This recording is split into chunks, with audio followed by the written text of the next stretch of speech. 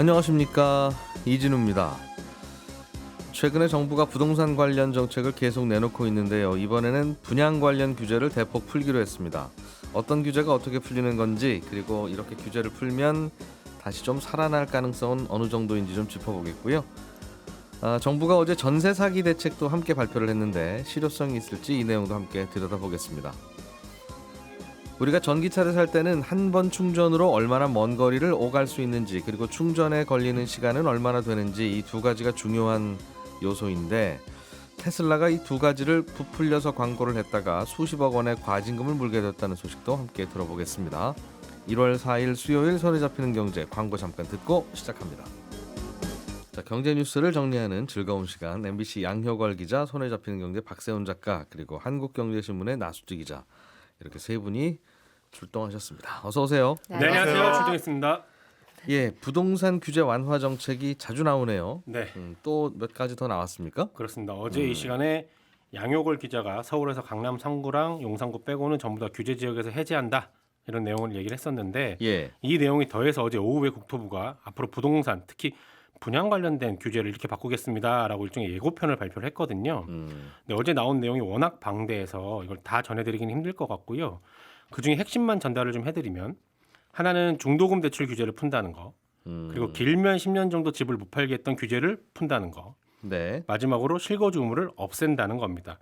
하나하나 조금 더 자세히 말씀을 드려보면, 새 아파트를 분양받을 때 있었던 규제가 없어진다는 거네요. 그렇습니다. 예. 일단 중도금 규제 푸는 것부터 보면요, 지금은 분양가가 12억 원이 넘으면 중도금 대출을 아예 안 해줍니다.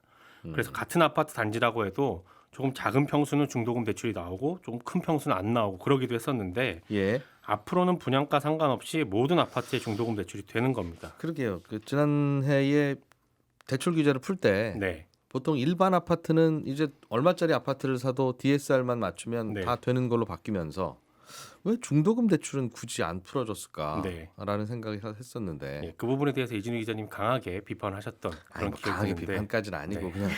그냥 궁금했다는 왜 이건 안 풀까? 앞뒤가 안 맞으니까 다른 건 풀고 이건 안 풀면. 그렇습니다. 그 얘기를 들었는지 안 들었는지는 모르겠습니다만, 예. 아무튼 이 규정이 근데 소급 적용이 좀 될 예정이라서요. 이 분양가가 12억 원을 넘어서 중도금 대출이 안 됐던 둔촌주공 있죠. 네. 여기도 이제 바뀐 규정에 따라서 중도금 대출이 가능해집니다. 그럼 중도금 대출 안 됩니다라고 공시하고 분양했던 아파트도 네, 아유 저 다음 달에 중도금 내야 되는데요. 그럼 해드립니다. 이게 된다는 거죠? 되는 겁니다. 어. 그리고 중도금 대출이 되는, 그러니까 분양가 12억 원이 안 되는 아파트의 경우도 인당 네. 중도금 대출 한도가 있었어요. 이게 5억 원이었는데 이 한도도 없애기로 했습니다. 예. 그렇군요. 그러면 이게 참 이렇게 알고 뭔가를 결정할 수는 없습니다만, 네, 그래서 원래 그럼 현금 따발 항상 집에 있는 분들만 새 아파트 분양 받으라는 얘기냐? 네. 왜 어차피 대출 규제는 풀어줘 놓고 왜 중도금 대출만 안 해줘서 현금 없는 여유 없는 분들은 분양도 못 받게 합니까? 네. 하는 게 있었는데, 있었죠. 여유 있었던 분들은 그냥 분양 받았다가 이거 대출도 해주네? 네, 가 되는 거네요. 그렇습니다. 그래서 혹시 중도금 대출 안 나온다고 해서 둔촌주공 계약 포기한 분들이 계시면 있을 겁니다. 이런 분들 있겠죠? 입장에서 굉장히 억울한 케이스가 상황이 됐겠어요. 되죠. 예. 그리고 전매 제한 규제도 좀 달라지는데요. 수도권 아파트 같은 경우는 지금은 최대 10년간 전매가 안 됩니다. 그런데 앞으로는 최대 한 3년까지만 전매가 안 되는 걸로 막을 거고요. 예. 비수도권인 경우는 최대 4년간 전매가 안 됐었는데, 전매 제한이 됐었는데 예. 앞으로는 한 1년 정도가 최대 전매 제한 기간으로 바뀌게 되는 겁니다. 음. 전매 제한을 완화하는 건 법 개정 필요 없고요. 시행령 개정으로 가능한 거라서 네. 1분기 안에 아마 바뀔 예정인데, 시행령 개정 이전에 분양을 받았더라도 소급 적용을 받을 수 있다라는 게 국토부의 답변입니다. 지금은 분양 받았으면 10년 동안 못 파는 거였는데 네, 이제는 또 팔 수 있다. 그렇게 바뀝니다. 그러니까 그냥 이거 다 바꿀 거야라고 생각하고 산 분들이 승리네요. 네, 근데 과연 뭐 그렇게 생각하고 샀을지는 모르겠습니다만 결과론적으로는 그렇게 보이는 거죠. 그러니까 그게 항상 이 부동산 정책이라는 게 이래서 네, 어떤 규제를 할 때 이 규제가 계속 앞으로 가능하다, 있을 수 있을 것이다. 요즘 DSR 규제 같은 건 네, 이것 때문에 사실은 가장 부동산 가격이 계속 떨어지는 게 반등이 안 되는 여러 요인 중에 하나인데, 그렇습니다. 그래도 이런 규제는 말이 되고 합리적이기도 하고 앞으로 우리가 이런 식으로 대출을 좀 규제를 하고 조절해야 되겠다는 상식이 통하다 보니까 네, 이거는 바뀔 것 같지는 않다는 생각 사람들이 갖고 있잖아요. 네. 근데 아파트 분양받으면 10년 동안 못 팔아요. 이런 건 정부가 화가 좀 나긴 났구나 싶지만 그거 이게 계속될 거라고 누가 예상하고 하겠습니까? 그렇습니다. 그런 것 중에 하나가 이제 또 실거주 의무가 있었는데 네, 예. 분양가 상한제 적용받는 수도권 아파트는 분양받고 지역에 따라 2년 혹은 이제 5년간은 반드시 그 집에서 살아야 했거든요. 근데 이 반드시 살아야 한다는 실거주 요건이 아예 없어집니다. 실거주 요건이 없어진다라는 건요, 전세 끼고 집을 살 수 있게 된다는 의미이기도 하거든요. 예. 근데 다만 이 실거주 의무 폐지는 법을 바꿔야 되는 거라서 국회 통과가 변수가 될 수는 있습니다. 근데 국토부에서는 뭐 여야 의견이 없는 상황이라서 법 바꾸는 게 어렵진 않을 거다 이렇게 얘기는 하는데 어떻게 될지는 일단 지켜봐야 되는 거고요. 예. 결론적으로 어제 나온 내용을 종합을 해보면요, 분양 관련된 각종 규제를 풀 테니 집을 사세요라는 정부의 메시지로 요약을 할 수 있습니다. 예. 아파트 샀다가 바로 팔 수 있게 할 테니 집 사세요. 전세 끼고 아파트 살 수 있게 할 테니 집 사세요. 분양가 12억 원 넘는 아파트 사도 중도금 대출 해줄 테니 집 사세요. 이겁니다. 어제 나온 거는. 예. 그러면 과연 사람들이 집을 살까? 정책이 효과가 있을까? 근데 이 점에서는 시장 반응은 회의적인데, 왜냐하면 금리가 일단 여전히 높은 상황이라서 대출 받아서 집을 사는 게 아무래도 부담이 큰 상황이고요. 그래도 나는 대출 받아서 집을 사른다 해도 아까 말씀하신 DSR 규제가 좀 살아있거든요. 예. 대출 받는 게 사실상 어렵습니다. 왜 어렵냐면 지금 1억 원 넘는 돈을 대출 받으면 DSR이 40%로 적용이 되는데 이게 네. 간단히 계산하면요, 연소득이 1억 원이다. 꿈의 숫자죠. 예.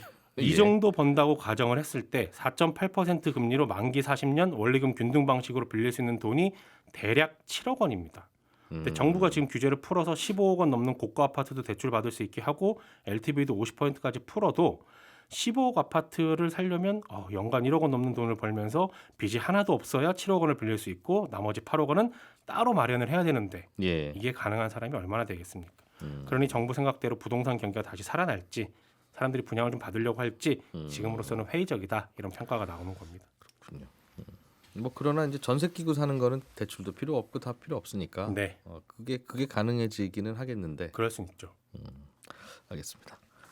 양효걸 기자님이 준비해 오신 소식은 수도권에서 집을 구할 때 월세를 살겠다는 사람의 비중이 절반을 넘겼다는 통계가 나왔군요. 네, 이 부동산 시장에서 전세 수요가 빠르게 월세로 옮겨가면서 이게 지난해 말 서울과 경기 지역에서 월세가 전세 비중을 추월한 겁니다. 그래서 이 부동산 중개업체 집토스에 따르면 지난해 10월, 11월 두 달간 월세 비중이 50.4%로 전세를 넘어섰습니다. 그러면 본격적인 월세 시대 개막이다 이렇게 볼 수가 있는데 속도도 지금 빠르거든요. 그래서 작년 1월부터 11월까지는 거의 한 6%포인트 전년 대비 증가했고 뭐 2020년 이런 때랑 비교하면 거의 뭐 10%포인트 넘게 가파르게 지금 오르고 있습니다. 그래서 게다가 월세 같은 경우에는 전세보다는 뭐 주민센터 등에서 전입신고를 통한 확정일자 이 받지 않는 경우가 더 많거든요. 그러니까 이런 것까지 감안을 하면 실제 지금 계약이 체결되고 있는 월세 비중은 훨씬 높을 거다라는 게 이제 업체 측 설명입니다. 근데 과거로 좀 돌아가 보면 2000년대 초반에는 전세 비중이 80%에 육박을 했었고 2015년만 해도 전세 비중이 저점을 찍었다는 게 한 65% 수준이었거든요. 네. 그만큼 시장이 빠르게 반응을 하고 있는 거죠. 게다가 수요자들이 이제 월세로 몰리면서 월세 금액도 좀 빠르게 오르고 있습니다. 그래서 평균 월세가 주택 거래당 지난해 기준으로 30만 원에 육박을 했는데 이게 한 20% 이상 증가한 거거든요. 월세가 30만 원이라고요? 네, 이건 평균 월세입니다. 그러니까 100만 원 이상의 고액 월세는 따로 또 통계를 내고요. 전체 월세 기준이 이제 30만 원이다. 평균이. 그래서 이제 그걸 전체 했을 때는 훨씬 23% 증가를 한 거기 때문에 그런 거고. 그다음에 월세 거래량도 사실 아까 잠깐 말씀드렸던 100만 원 이상의 고액 월세도 8만 건이 넘었습니다. 그래서 이거는 2년 전 수치를 보면 한 3만 건 정도 됐거든요. 거의 한 150% 급증한 거고요. 그렇기 때문에 이거는 뭐 서울 등 뭐 수도권만의 현상이 아니고 전국적인 현상으로 좀 봐야 될 것 같습니다. 왜 그렇죠? 이게 전세가 줄어드는 이유는 전세금을 올려주기 어렵다. 대출도 잘 안 나오고. 네, 일단 그래서 대출 월세로 좀 갑시다. 그런 얘기일까요? 금리가 제일 비싸서 사실은 이게 집을 이제 빌리려는 사람 입장에서 보면은 전세 같은 경우에는 이제 금액을 갖다가 이자를 은행에 내는 거고 음흠. 그다음에 월세는 집주인한테 내는 거랑 마찬가지인데 마찬가지입니다. 예. 은행에서 달라는 이자가 더 높다. 그렇죠. 이제 금리가 가파르게 오르다 보니 전세대출 금리가 작년에 음. 1년여 만에 거의 금리 상단이 예. 3%포인트 넘게 뛰었습니다. 그러니까 음. 이게 올해도 금리가 높은 수준으로 유지될 거란 전망이 나오고 있기 때문에 예. 또 거기에 대해서 이제 목돈을 마련하는 부담이 있는 그렇겠군요. 거고요. 그래서 전세 2억보다는 1억에 30이 차라리 낫다. 네, 뭐 그렇습니다. 그렇게 본다는 거죠. 네. 예. 그리고 금리도 금리인데 이 세입자들을 좀 떨게 만드는 게 월세로 돌아서게 만드는 큰 이유 중 하나가 바로 깡통 전세입니다. 그래서 진짜 깡통 전세 피해가 주로 발생하고 있는 경기권의 아파트, 뭐 연립과 다세대 주택, 오피스텔 이런 데를 좀 살펴보면 수치가 월세 실거래가를 봐도 보증금 액수는 확 줄었고요. 음흠. 월세 금액은 또 10% 이상 늘었거든요. 그러면 이걸 좀 해석을 해본다면 깡통 전세를 피하기 위해서 비싼 보증금을 보증금 줄이고 안, 예, 안 넣는다는 거죠. 네. 가능하면 월세 금액은 높이고 있다 이렇게 예. 해석이 가능하겠습니다. 그렇군요. 불안하다는 거예요. 그러니까 특히 이제 거래가 흔치 않은 뭐 다가구, 빌라 이런 건 맞습니다. 하도 요즘 소문들이 뒤숭숭하고 뉴스들이 그렇게 나오니까. 네. 당장 최대 피해 금액을 좀 줄여보자 뭐 이런 움직임이라고 볼 수 있겠습니다. 그러니까 안전한 전세를 들어가면 괜찮은데 네. 도대체 이 집의 집값이 얼마라고 내가 봐야 되는지. 네. 뭐 아파트도 1년 전에 비해서 뭐 40% 빠졌습니다. 너무 가파르게 이러고 있으니까 그럼 이게 얼마짜리 집인 거야? 네. 그럴 수 있다는 거죠. 네. 그래서 어제 이제 국토부가 업무 보고가 있었는데 이제 합동 브리핑을 이후에 했습니다. 예. 여러 가지 전세 사기 대책도 포함이 됐는데 일단 전세 보증금을 온전히 돌려받을 수 있는 집인지 이걸 확인하기 위해서는 일단은 집 빌리려는 사람이 이 집에 대출이 얼마가 껴 있는지 하고 그다음에 집주인이 세금은 제때 잘 냈는지 이 정보를 좀 파악을 할 수 있어야 되거든요. 예. 지난번에 잠깐 소개해드리긴 했지만 현재까지는 계약서에 사인을 하고 나서야 그걸 가지고 관할 세무서에 가야 집주인의 세금 체납 여부를 조회할 수 있었는데 이렇게 되면 사후에 계약 파기하면 계약금을 떼이는 그런 우려가 있는 겁니다. 그래서 앞으로는 이 법을 개정해서 이걸 계약서에 사인하기 전에 알 수 있도록 하겠다 이런 대책이 좀 나왔고요. 주인의 세금 체납액이 있으면 그걸 떠안아야 되니까 세입자가 맞습니다. 나중에라도. 네, 경매에 붙여졌을 때. 그다음에 이거야 뭐 당연히 이렇게 해야 되는 건데 이것 때문에 큰 피해 받는 전세 사기는 많지는 않은 것 같고. 근데 이제 소액 관련해서 이제 사회 초년생이나 이런 네. 분들이 많이 이제 피해 사례가 접수가 되니까 정부 입장에서는 이 세금 체납 같은 경우는 또 등기부상으로도 확인이 안 안 되는 나오는 정도고. 네. 거니까. 알겠습니다. 이거야 뭐 당연히. 네. 손을 또 봐야 될 하나는 거고요. 네, 이제 그 전세 사기 중에 이제 주요 수법 중 하나가 시간차 대출 사기인데 네. 이게 어떤 거냐 하면은 우리가 전입 신고를 하면 전입 신고 효력이 다음 날 자정부터 발생을 합니다. 네. 그러니까 예를 들어서 제가 오늘 오후 2시쯤에 전입 신고를 하면 음흠. 내일 0시부터 전입 신고 효력이 생기는데 이걸 악용해서 집주인이 부동산 계약하려고 마주 앉았을 때는 깨끗한 등기부등본을 보여주면서 예. 계약을 하고 잔금날 또 대출 받는다는 거죠? 그렇죠. 세입자가 전입 신고를 하면 효력이 발생하기 전에 은행으로 달려가서 집 담보로 거액의 대출을 받는 겁니다. 그러면 은행이 앞선다. 권리가. 은행이 이제 선담보가 되는 거예요. 그래서 선순위가 되기 때문에 이럴 경우에 나중에 문제가 생기면 전입신고 효력 발생 이전에 실행된 대출 아니냐. 그럼 경매에 넘어가서 팔려도 보증금보다 은행빚을 먼저 갚아야 되는 사례가 발생하거든요. 예. 그러니까 어제 나온 대책 중에 하나가 이를 막기 위해서 은행에서 대출 내주기 전에 이 주택이 지금 확정일자 신청이 들어온 건지를 조회해 볼 수 있도록 그렇게 제도를 바꾸겠다라는 거고 그렇게 되면 은행에서 한번 이제 걸리게 되겠죠. 그다음에 앞으로도 이 내용을 표준 계약서에 이제 반영한다. 이런 대책들이 나왔습니다. 표준 계약서에 반영하는 건 어차피 그 돈 받아서 그냥 잠적하려고 하는 사기범은 어차피 못 잡고 그건 쉽지 않습니다. 네. 은행에서 대출 받는 건 오후 이제 4시 전에 대출 받아야 되는데 네. 보통 세입자들 이사하고 정신없다 보면 가 그냥 있죠. 뛰어가서 확정일자 그날 받기가 쉽지 않잖아요. 맞습니다. 이삿짐 나르다 보면. 네.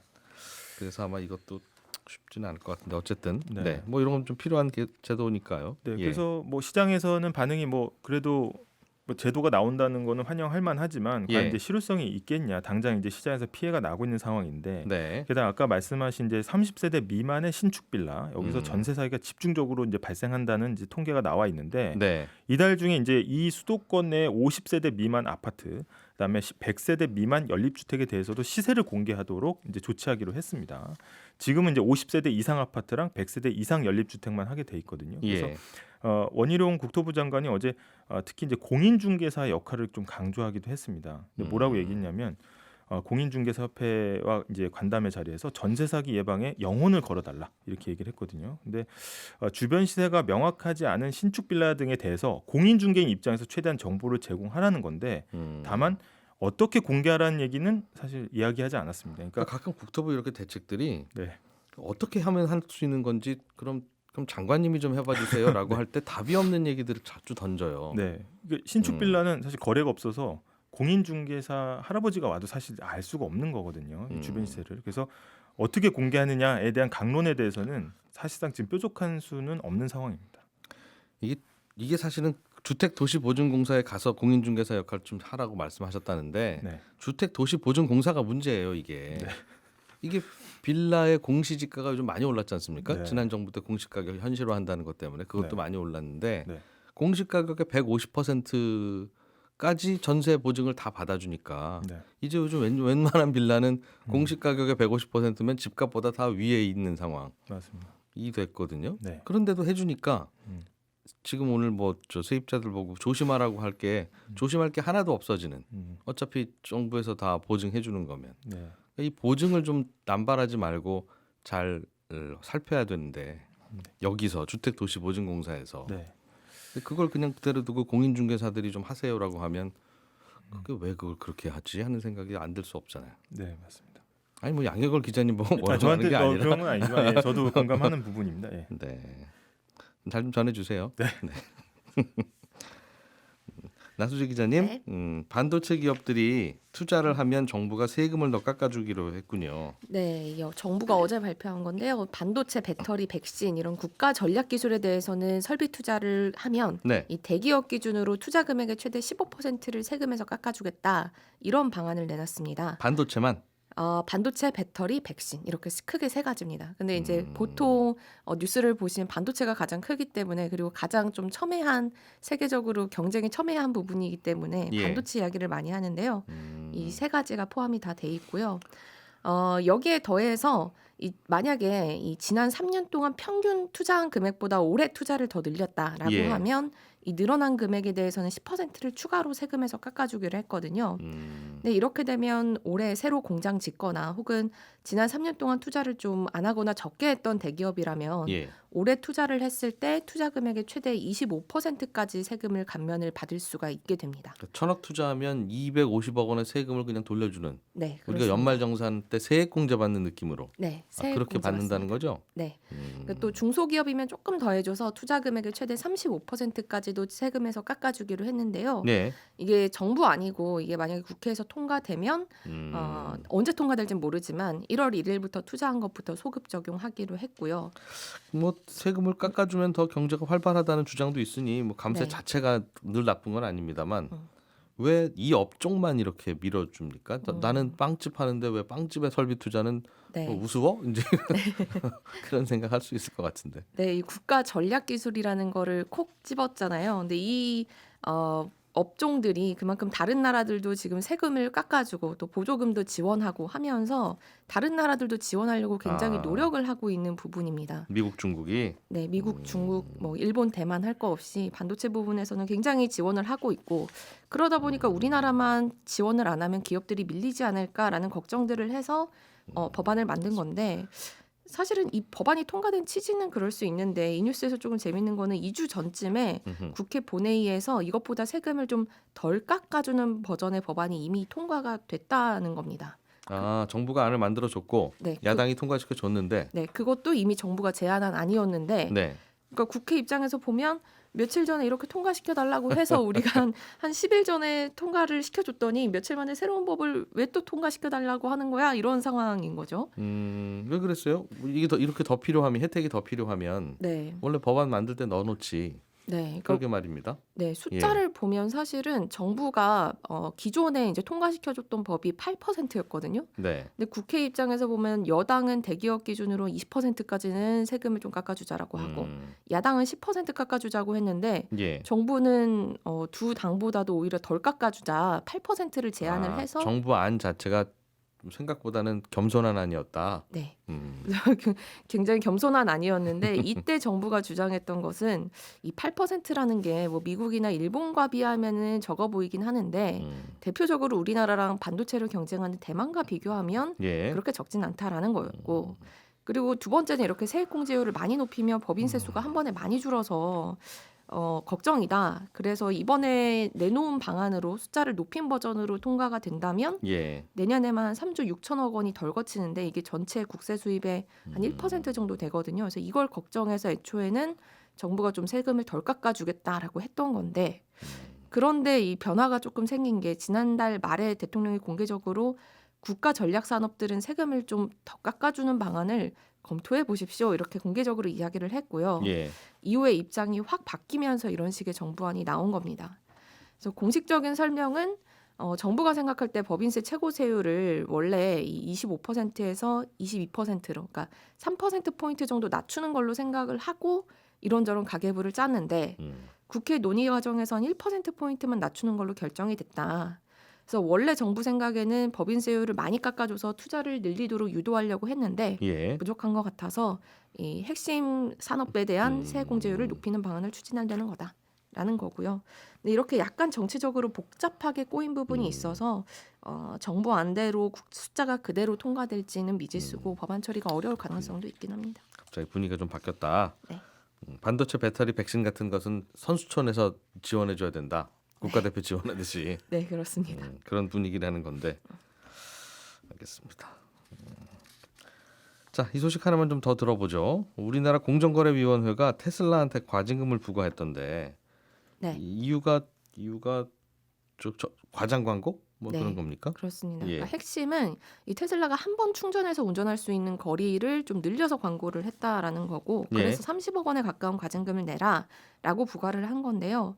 근데 원래도 전기차에 들어가는 배터리는 좀 날씨가 추울수록 화학 반응이 느려지고 그래서 효율이 떨어지게 되기는 합니다. 예. 우리가 왜 스마트폰도 겨울에 추운 날 밖에 오래 들고 있으면 좀 빨리 방전되는 경험이 한 번쯤 있으실 텐데 그래서 겨울에는 주행 거리가 생각보다 짧더라는 거죠. 네, 그렇습니다. 그래서 이거를 어떻게든 유지하는 게 기술력인데 근데 얼마로 광고했어요? 실제로는 얼마인데? 한 번 충전하면 440km는 된다라고 광고를 했는데요. 근데 실제 보니까 한 220km밖에 안 됐다라는 겁니다. 그렇군요. 네. 다른 전기차들도 살 때 또는 광고할 때 제대로 하라고 좀 해야 되겠네요. 네, 그렇습니다. 최대 몇 킬로미터라는 최대라는 거를 좀 넣어라라는 겁니다. 한국의 겨울이 이렇게 추울 줄은 몰랐다.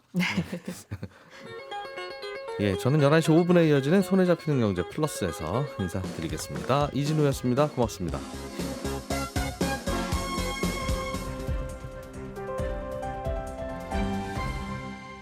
경제를 생각하는 사람들의 즐거운 습관.